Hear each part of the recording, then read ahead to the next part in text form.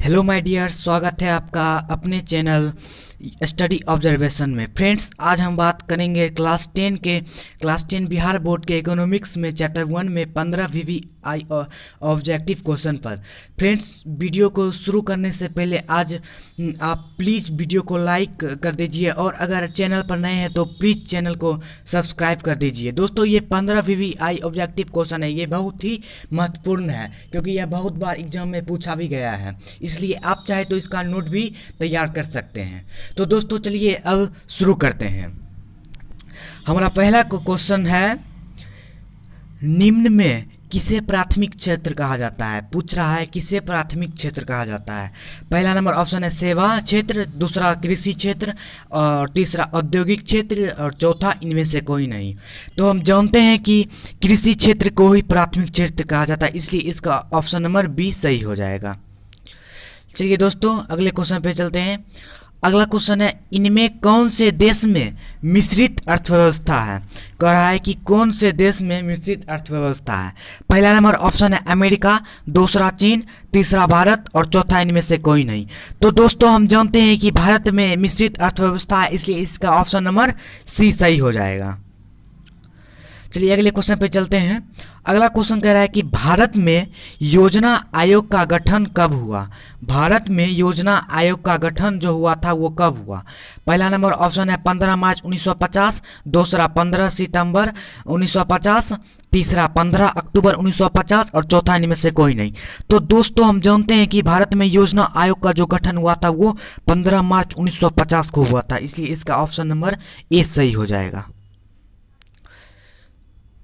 चलिए अगले क्वेश्चन पे चलते हैं। अगला क्वेश्चन कहता है कि जिस देश का राष्ट्रीय आय अधिक होता है वह देश कहलाता है।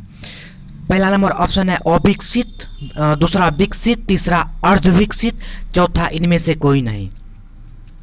तो दोस्तों हम जानते हैं कि जिस देश का राष्ट्रीय आय अधिक होगा तो जाहिर सी बात है कि वह देश विकसित देश होगा, इसलिए इसका ऑप्शन नंबर ख सही हो जाएगा। चलिए नेक्स्ट क्वेश्चन पे चलते हैं। ये क्वेश्चन पांचवा क्वेश्चन है। ये क्वेश्चन बोल रहा है कि पहली पंचवर्षीय योजना कब हुआ था? कह रहा है कि पहली पंचवर्षीय योजना कब हुआ था।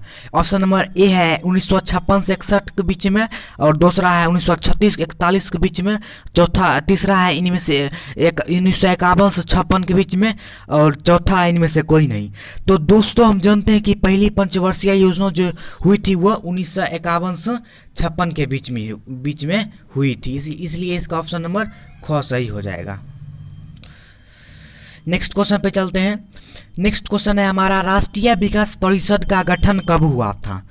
तो दोस्तों हम जानते हैं कि राष्ट्रीय विकास परिषद का जो गठन हुआ था वो 6 अगस्त 1952 को हुआ था, इसलिए इसका ऑप्शन नंबर ख सही हो जाएगा। नेक्स्ट क्वेश्चन है, ये क्वेश्चन दोस्तों बहुत ही इम्पोर्टेंट है। ये 7 नंबर क्वेश्चन है। यह क्वेश्चन कह रहा है कि अर्थव्यवस्था को कितने क्षेत्रों में बांटा गया है? पहला नंबर ऑप्शन है 4, दूसरा 5, तीसरा 2, चौथा 3। तो दोस्तों हम जानते हैं कि अर्थव्यवस्था को मुख्यतः 3 क्षेत्रों में विभाजित किया गया है, इसलिए इसका ऑप्शन नंबर घ सही हो जाएगा। चलिए नेक्स्ट क्वेश्चन पे चलते हैं। नेक्स्ट क्वेश्चन है हमारा, आज विश्व में कितनी प्रकार की अर्थव्यवस्था पाई जाती है? पहला नंबर ऑप्शन है 4, दूसरा 6, तीसरा 3, चौथा 2। तो दोस्तों हम जानते हैं कि आज विश्व में मुख्यतः 3 प्रकार की अर्थव्यवस्था पाई जाती है। पहला पूंजीवादी अर्थव्यवस्था, दूसरा मिश्रित अर्थव्यवस्था और तीसरा समाजवादी अर्थव्यवस्था, इसलिए इसका ऑप्शन नंबर ख सही हो जाएगा। चलिए नेक्स्ट क्वेश्चन पे चलते हैं। नेक्स्ट क्वेश्चन है हमारा, निम्न में से किस राज्य को पिछड़ा राज्य कहा जाता है? पहला नंबर ऑप्शन है पंजाब, दूसरा केरल, तीसरा बिहार, चौथा दिल्ली। तो दोस्तों हम जानते हैं कि बिहार को ही पिछड़ा राज्य कहा जाता है, इसलिए इसका ऑप्शन नंबर ग सही हो जाएगा।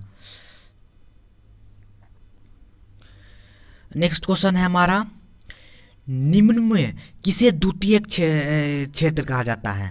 प्रथम क्षेत्र तो हम जान लिए कि कृषि क्षेत्र को कहा जाता है। अब क्वेश्चन पूछ रहा है कि द्वितीय क्षेत्र किसे कहा जाता है? तो हम जानते हैं कि दोस्तों द्वितीय क्षेत्र जो होता है वो औद्योगिक क्षेत्र को कहा जाता है, इसलिए इसका ऑप्शन नंबर ख सही हो जाएगा। चलिए नेक्स्ट क्वेश्चन पे चलते हैं। नेक्स्ट क्वेश्चन है हमारा, कृषि किस क्षेत्र के अंतर्गत आता है? तो दोस्तों यही वही क्वेश्चन दोबारा फिर पूछ दिया है। कृषि जो है वो प्राथमिक क्षेत्र के अंतर्गत आता है, इसलिए इसका ऑप्शन नंबर क सही हो जाएगा। फिर एक क्वेश्चन है, फिर उसी से एक क्वेश्चन फिर दोस्तों पूछ दिया है। क्वेश्चन कह रहा है कि किस क्षेत्र को तृतीयक क्षेत्र कहा जाता है? तो दोस्तों हमने जान लिया है कि प्राथमिक क्षेत्र को कृषि क्षेत्र कहा जाता है और द्वितीय क्षेत्र को औद्योगिक क्षेत्र, और इसमें पूछ रहा है कि तृतीयक क्षेत्र को इसे कहा जाता है। तो हम जानते हैं कि दोस्तों कृषि क्षेत्र को जो है वो प्राथमिक क्षेत्र कहा जाता है, औद्योगिक क्षेत्र को जो है वो द्वितीय क्षेत्र कहा जाता है। तो जाहिर सी बात है कि सेवा क्षेत्र को ही तृतीय क्षेत्र कहा जाता है, इसलिए इसका ऑप्शन नंबर ए राइट हो जाएगा। चलिए नेक्स्ट क्वेश्चन है हमारा। नेक्स्ट क्वेश्चन कह रहा है कि निम्न में कौन मिश्रित अर्थव्यवस्था की विशेषता है?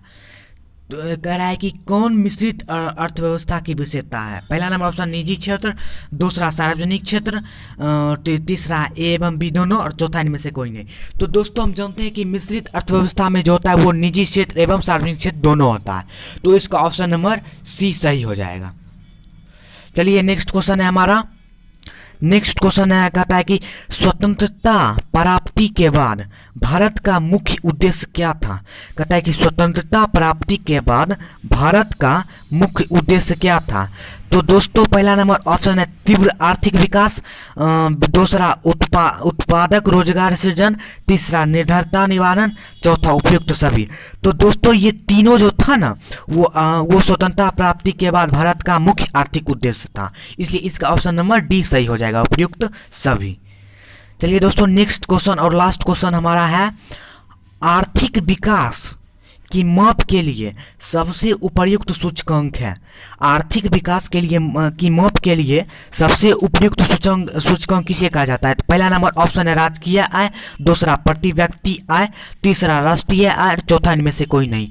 तो दोस्तों हम जानते हैं कि आर्थिक विकास की माप के लिए जो सबसे उचित सूचकांक है वो प्रति व्यक्ति आय है, इसलिए इसका ऑप्शन नंबर बी सही हो जाएगा। दोस्तों आज भर के लिए इतना ही। प्लीज़ आप वीडियो अच्छा लगे तो प्लीज़ लाइक कर देना, और अगर चैनल पे नए हैं तो प्लीज़ सब्सक्राइब करना ना भूलना। दोस्तों ये हमारा पहला वीडियो था, ये पार्ट 1 था। पार्ट 2 में हम चैप्टर 1 के जितने भी सब्जेक्टिव क्वेश्चन है वो डाल देंगे। आज भर के लिए इतना ही। जय हिंद।